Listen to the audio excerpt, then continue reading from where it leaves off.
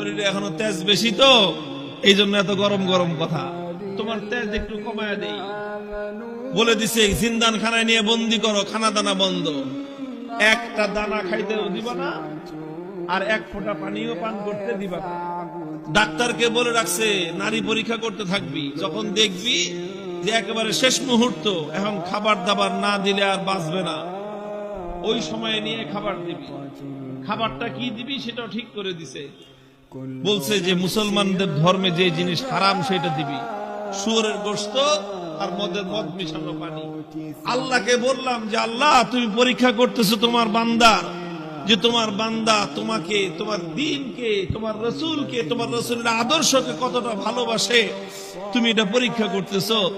আর এই পরীক্ষা করার জন্য জীবন দিছো মাত্র কয়টা? একটা মাত্র জীবন দিছো। আর ওই একটা জীবন দিয়ে আল্লাহ তোমাকে কিভাবে দেখাবো যে আমি তোমাকে আর তোমার দ্বীনকে কতটা ভালোবাসি।